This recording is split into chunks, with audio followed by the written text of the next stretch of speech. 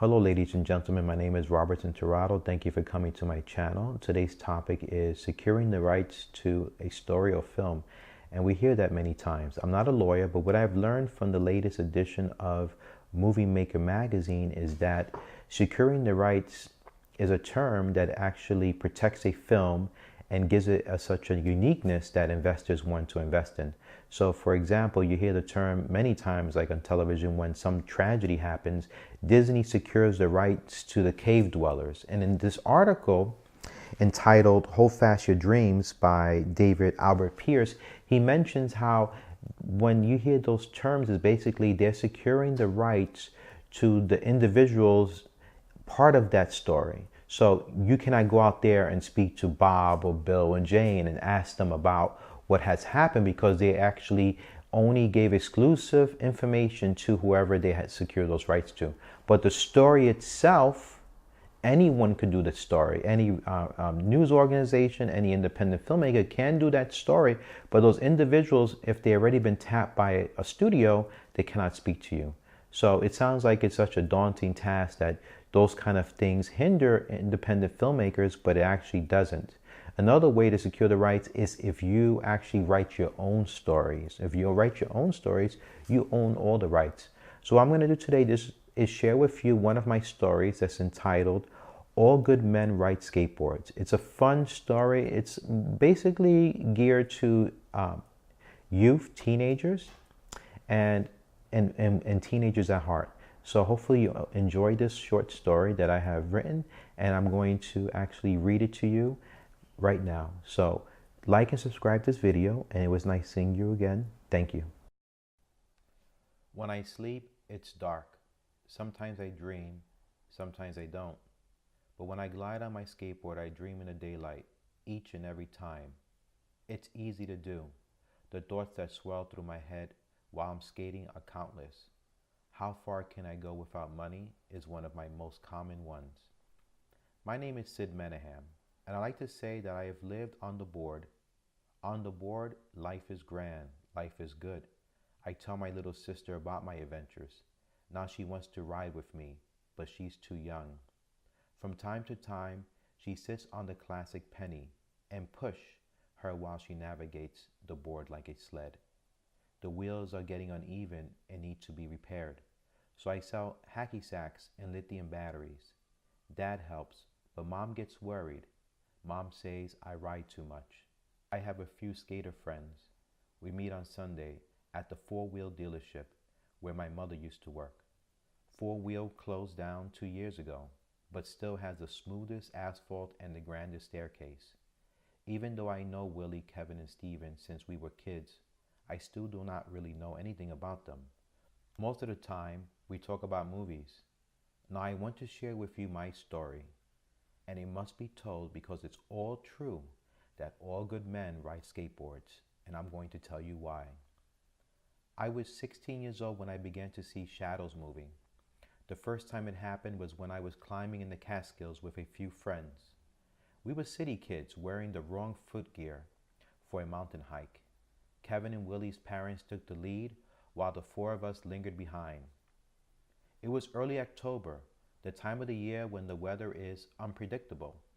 The sun is still strong, the leaves slippery. But friends help each other, regardless of the weather and the conditions outside.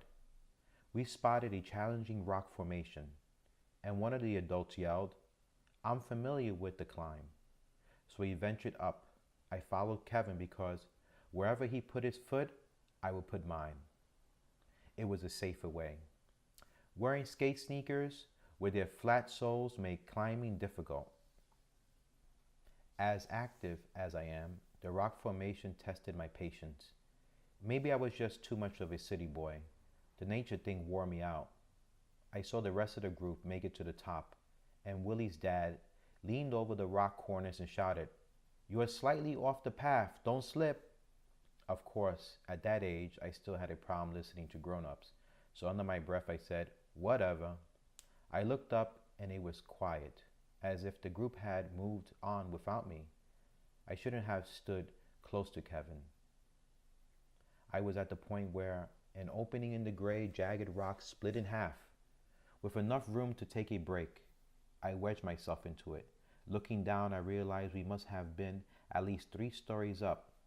Having my back against the split opening, the view opened up, and I suddenly understood why people travel here to enjoy nature. As I turned around, I grasped the flat horizontal ledge over my head, which is more or less a victory stone to the top. I heard a sound coming from the darkness within the split in the rock. The shadowy crevices opened up. I turned to look, lowering my body to take a peek. I saw stars as a watery reflection from the starlit sky.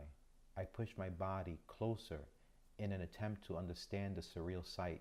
Willie's dad startled me, despite the softness of his tone.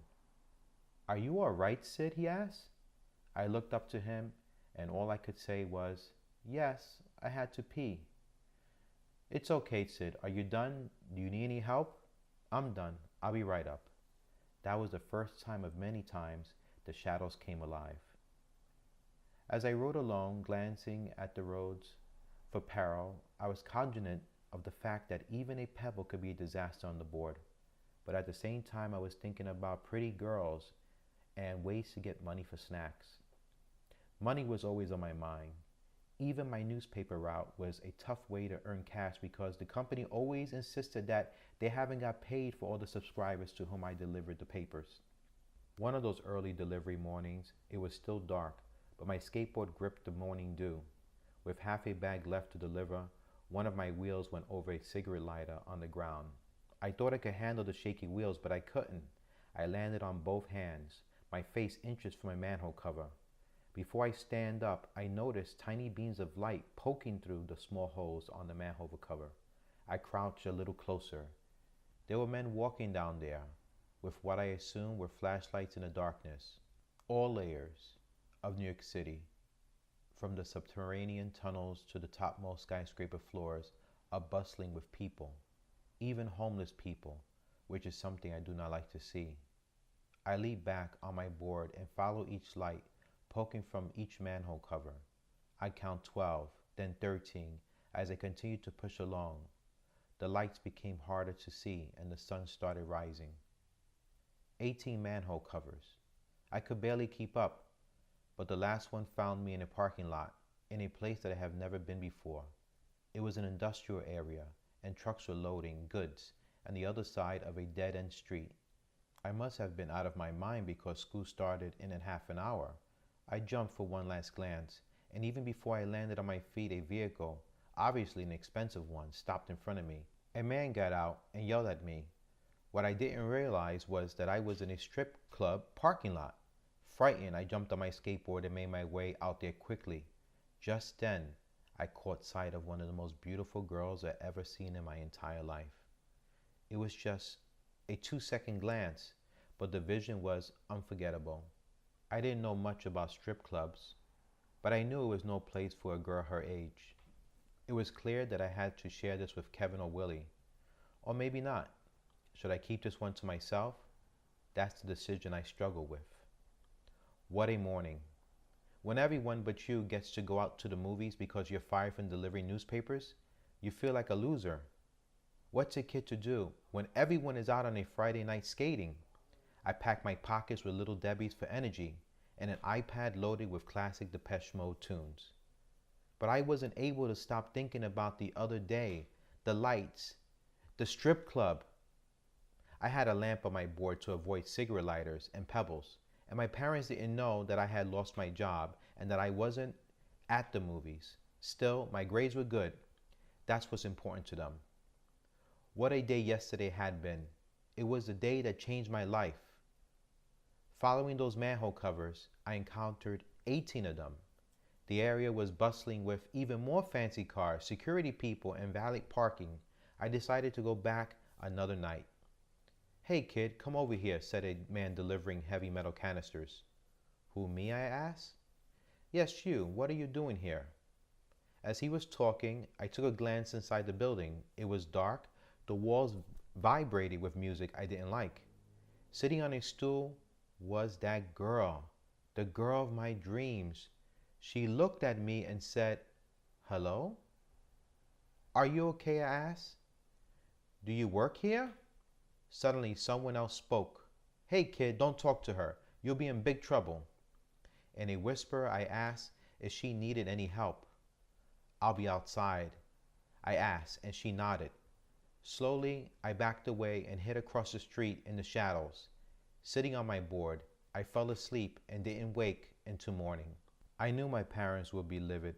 What? I wondered. Should I tell them? Shit, I'm grounded. I mumbled to myself. I texted my mom to tell her I was okay. Then I looked at the parking lot. It had been swept clean as if nothing had happened the night before. I counted 19 manhole covers. There was nothing to see but silent industry. I jumped down and sat on a manhole cover, pondering life. Then I heard men chatting below, so I put my eye near the round hole on the cold metal disc. A man looked straight at me. It startled me. I climbed back up the wall in a hurry. "Vicky, come back," I heard a man shout. He was talking to her, to that girl, to the most beautiful girl in the world. "Help!" she yelled. "Grab my hand," I said desperately. I pulled her up as the man who was yelling came closer. "Don't get involved, kid," he said menacingly. "You better listen to him or he'll kill you," Vicky urged. "How old are you?" 16. I started to swing my skateboard at the man as he attempted to climb the container. I told Vicky to jump. The man grabbed the end of my skateboard and clawed his way over to us. More men were coming behind us, over the wall, out of the manhole. They looked not of this world. There were 3 of them. 2 of them launched the third into the air. Vicky and I were transfixed by the sight. The man attacking Vicky put his fat ring-studded hands around her neck. I started to stumble off the ledge and fell backwards into the arms of the other men who suddenly surfaced below. This startled the attacker, but it also made his hands get tighter around Vicky's neck. "Do something," I yelled to the men below. A weapon of some sort was discharged. The attacker was down. We all thought he was dead. Vicky was the first to check, and after she did, she turned to the rest of us and said, "My uncle deserves it. Thank you. Whoever you are, thank you." "Hey kids, are you ready?" said the tallest of the men who had came to our rescue. "Ready for what?" Vicky asked. "To save the Milky Way." One of the men was taller than the other 2, and he was the one the others looked to. His name, as I heard one of the shorter ones say, was Stallion. "The shadow is closing," Stallion said. "I know the shadows," I replied. "It's far from here?" Vicky asked Stallion. "Yes," he replied, "very far from here, but with good people who will never harm you or Sid." "I'm ready to go," she grinned confidently. "What about my mom, dad, and sister?" I asked. "Once you say you will go, your mom will give birth to another Sid Menahem." I collapsed, trying to maintain my dignity, and looked up to Vicky as the towering soldiers cast a shadow on me with tenderness. "Yes, I will go." "I like this kid," Stallion smiled. We entered the sewer. Vicky gently put her hands into mine, while I also held onto my board. At that moment, I thought about my mother. And, as if they read my mind, one of the men touched his headlamp, and out of it came a hologram showing my mom giving birth to a son. My dad was there too. He was young. I knew then that if these guys had this technology and inner power to do something like that, then everything will be all right. Stallion opened a hatch a few meters from where we entered. Stallion told us they were in a battle for the control over the sun, a battle to protect dark matter from reaching all the planets that sustained life. We went through the hatch. On the other side was a beautiful park-like expanse where young children waved at us from a hill. They all had skateboards in their raised hands, and behind them was a skate park with other children were soaring into the sky. Indeed, it was more than a skate park. It was a mountain where people of all different ages coasted down slopes, each one with a backpack on which were affixed what appeared to be solar panels. It seemed to me that the panels were powering the boards. What genius! What ingenuity! Suddenly I noticed that one of my rescuers had what looked like skateboards attached to each of his feet, although the wheels never touched the ground. While I observed this exciting and amazing new environment, I felt like I too was floating on air. Only later on did I discover that the entire place was covered in an unusual, oversized grains of sand that acted as airborne lubricants between the hard ground below and the floating souls above. We passed the mountain and entered another great doorway that delivered us into an arena where hundreds of people sat in seats that had upward-facing mirrors attached to them. "Why all the mirrors?" I asked Stallion. "They block the view of our enemy," he explained. We stood still while waiting for instructions, and were then handed uniforms made of denim-like material, though it wasn't the denim I was used to. Finally, we were escorted to another section where we were asked our names. Vicky Symphony? Sid Manaham? The man who was taking down the names started to laugh. I asked him why he was laughing. "Because we had 3 Sydneys today," he chuckled. "3! Well," I said, keeping a serious look on my face, "when you inscribe my name on my uniform, just put Sid, not Sydney." Vicky and I went into separate dorms, one labeled boys and the other girls. It was separated by a round courtyard with a monument fountain in the middle, with the name Ivan Rad, who I have later learned had created the School of Rad. When I walked into the courtyard, I met a guy named Matthew who gave me an orientation. First, he went up to what was called the communication needle, where he told me they searched for threats to life throughout the galaxy. Matthew said that the effective range of defense was the solar system in which Earth and the Earth's sun were located. "What are we fighting, Matthew?" I asked. "Your average rogue meteor," he said. "Sometimes civilizations crash and burn, and Earth's light brings them here." "What happens when they come? Ever heard of Gandhi, Sir Isaac Newton, Einstein?" "Yes, I've met them personally," he said plainly. "How old are you?" I asked. "I don't know," he said, equally without emotion of any kind. "How old am I?" "Slow down, Sid. You don't want to unravel the galaxy with talk like this." "Will I be able to see Vicky again?" "Yes," he replied, looking directly at me with an interesting smirk. "Tomorrow, you guys are getting married."